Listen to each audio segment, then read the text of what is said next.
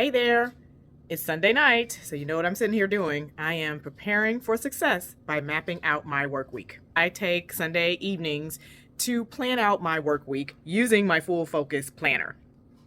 It's been several years since I started using this system, and I have really come to appreciate the power that it gives me in setting me up for the week and just kind of thinking through what do I really want to accomplish this week. So with that, every Sunday evening, I sit down and do what the Full Focus Planner says is a weekly preview. So that is kind of like, well, it's a ritual that has become an essential part of my professional life.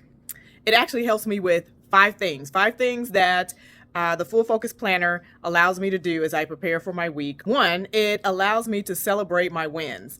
That may sound strange, but what do? We always concentrate on what we have left to do, or the fact that we didn't complete our to-do list from last week, or we have so much coming up in the week that we forget to celebrate the wins from the previous week.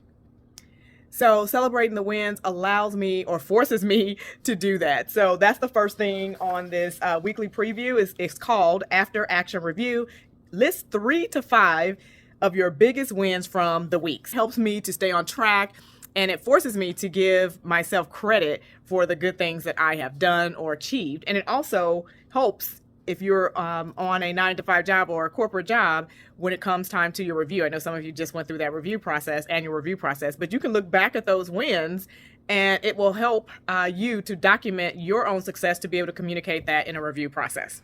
So it's like a small little pat on the back for your accomplishments. Number 2 is it helps me manage my unresolved tasks. So I am looking down at my Full Focus Planner. The next section says, how far did you get on your weekly big 3? So in the world of HR consulting, as well as being a professional notary, there are always things that are left to do or unresolved, or that's on my long to-do list. But it helps me to kind of gather those things and to prioritize what are the major big 3 things that I want to accomplish in a week. It could be more than 3, but 3 is a great number to start with. It's manageable and it doesn't feel overwhelming. So what I like about the Full Focus Planner is it gives you that opportunity and the space in this book to really think through that. You know, should your unresolved plans or tasks from last week move over into the current week, or do they need to be removed altogether because they're no longer relevant or needed? And number 3 is also kind of along the same vein, is reflecting on last week's progress. So every week I find value by looking back at my goals. And it says goal review and list sweep. So in my planner each day, there is the daily big 3 that I want to accomplish. There's a calendar that you can put down your major appointments or things to do. And then there's a other task list section. And then on the right side of the planner is called notes. So from there, I always scan the notes page because I try to take pertinent notes or jot down things that I want to remember. So that is where I'm pulling that information from regarding my goals and my projects and anything else that I want to stay on task with. The fourth item is previewing the week ahead. I also like this part because it helps me to think through what I have coming up. And again, that could be looking at things that I've made a note on those note pages, or I could look at my calendar going forward, or all of those things to determine what do I need to do in this upcoming week. So it's like a peek into the future so that I am not caught off guard with unexpected challenges or tasks.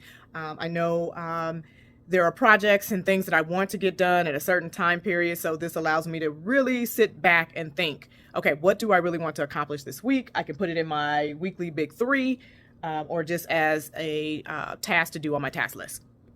And simply by planning ahead, you can allocate or determine how much time you need to allocate to those tasks in order to get it done. And lastly is setting priorities. And I kind of touched on this already, to set up my weekly big 3 tasks that I want to get accomplished this week. These aren't just some little to-do item. These are your big projects, your things that are going to change the needle or bring you closer to achieving your goals. So I'm just going to read what that really means. It says weekly big 3, based on your goals and projects, pick 3 objectives for the coming week. So I definitely love that section as well. As you can tell, I love it all. My weekly planner ritual isn't about just creating some massive to do or checklist. Been doing this for years. When I was at a corporate job and now that I've been in business for 2 years, I have never not looked forward to doing this weekly preview because I just need to get my mind right for the week, right? So otherwise I'm scrambling, I'm here and there, I'm squirrel this, squirrel that.